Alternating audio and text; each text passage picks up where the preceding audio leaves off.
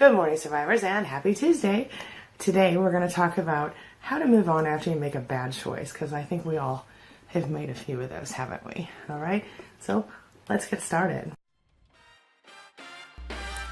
My name is Angie Atkinson, and this channel is all about teaching you what I know to be true. You really can create the life you want. But first, do you have your coffee? Today I'm using this plain white cup that just happens to be the very perfect size, and I cannot recall where I bought it from. I want to say it's another dollar store cup, and maybe somebody put it in a gift package for me. I can't remember. I've had it for many years. I asked my son this morning if he remembered where I got it, and he said, I think it's just always been here, Mom. So I'm guessing I've had it at least 13 years. Before we get started, my name is Angie Atkinson, and on this channel I provide free daily video coaching for survivors of narcissistic abuse to help you discover, understand, and overcome the abuse in your life and take your life to a whole new level. How do you move on after a bad decision? They say that the more mistakes that you make, the more successful you become. That might be true, but you can deal with your bad decisions effectively before you can move forward. And if you don't, it won't work. There's a process to making most decisions, good or bad. Let's talk about the bad side, shall we, today? I hate to do that. Sometimes it's helpful. If you can benefit from your good decisions and your poor decisions, life is easy. Unfortunately, our natural instincts make it challenging and ultimately our natural instincts make it very hard to actually benefit from poor choices that we make in our life. When you consider the issues that are involved with that, we become upset, we withdraw, we distract ourselves, we feel embarrassed, or we might just give up altogether. Look, when you can benefit from bad decisions, there are no bad decisions. You can't go back and change the past. So let's just discuss what we can do. Let's talk about some strategies. Number one, learn the lesson. So every bad decision has a lesson to teach us. It can be a painful one. It can help us to examine our bad choices. It can be painful to examine our bad choices. Do you know what's even more painful though? Making the same mistake again. Take a little time. Figure out what it is that you can learn from your unwise decision. That's number one. Number two, you gotta move on. There's just absolutely nothing to be gained by sitting around and beating yourself up about your mistakes. A poor decision that you've never made isn't a bad thing. It's just life. Number three, take responsibility. You were part of the problem. Whether we like to admit it or not, we were part of the problem. There's just no getting around that. Taking responsibility allows you to take control of the situation, okay? You made the mess so you can fix it. Now, listen carefully. I am not, again, I want to say this, I am not saying that it is your fault that you were abused by a narcissist. What I am saying is you can make a better choice now. You don't have to be stuck in abuse. Number four, talk it out. If you can't let go of your mistake, spend some time talking with a loyal friend. An outsider often has a more reasonable perspective. So pick up the phone and give someone a call that can help you figure this out, okay? Maybe you want to get a coach like me, or maybe you want to talk to a therapist or a friend or a family member.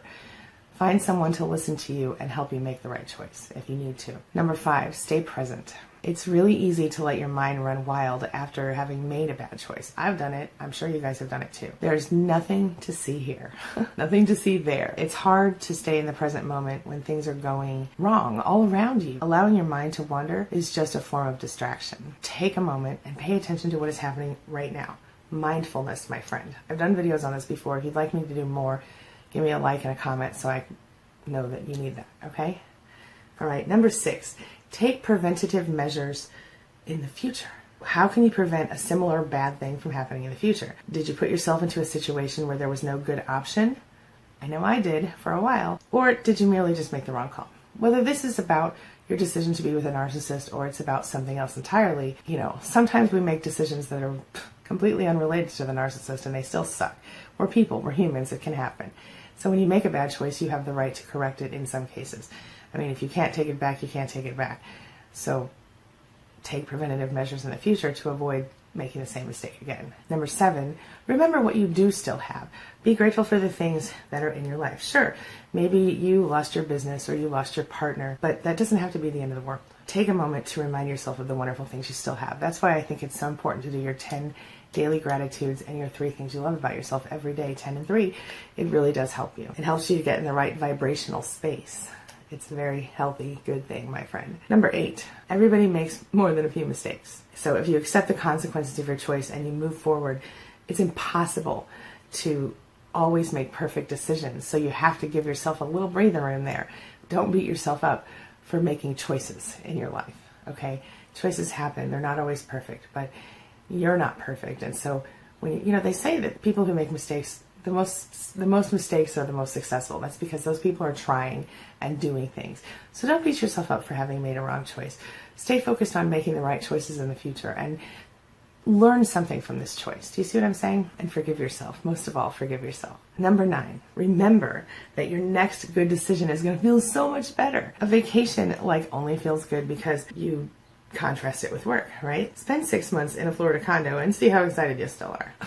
I can't speak to that. I've only been in a Florida condo for I think at the most 2 weeks, but I do love a good Florida condo. Can't lie. Your bad decisions are going to make your good decisions much more enjoyable in the future. Number 10, and this is another big one, you are not your decisions, and this is hard for all of us to hold on to, right? You are separate from the choices that you make. Bad choices don't make you bad any more than good choices make you good. Your decisions don't define you. Bad decisions aren't that bad after all. In fact, you can benefit from all of your previous bad choices right now. So I've got a little exercise for you today that might help you. I want you to first of all remember you can benefit from your previous bad choices right now. So make a list today of every poor decision you've made in the last, say, 10 years, 20 years, 30 years, whatever you want. Maybe bad decisions, all of them that you've ever made. I mean, for me, that would be a ridiculously long list, so I'd probably just go back a year or two. But whatever works for you. Now, I want you to go through the process of learning from each of them. What are the decisions you can learn from? Imagine if you had done the same process after each mistake that you made in your life. Your life would be your life would be really different. I want you to remember that everybody makes mistakes. The best way to deal with a mistake is to make the most of one.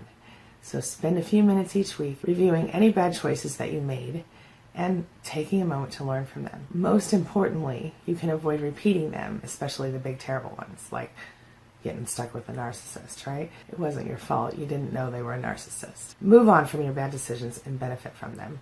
I promise you, it works. I'm going to wrap up for now. Have a wonderful day, and I'll see you later today for another video. As always, thank you for letting me be a part of your day and a part of your life, and thanks for being a part of mine. It really does mean so much to me. I'll see you soon. It's my mission to teach others what I know to be true. You really can create the life you want. Take care of your body, take care of your soul, nurture the real you, and introduce him or her to the world. Be comfortable in your own skin and in your place in this world.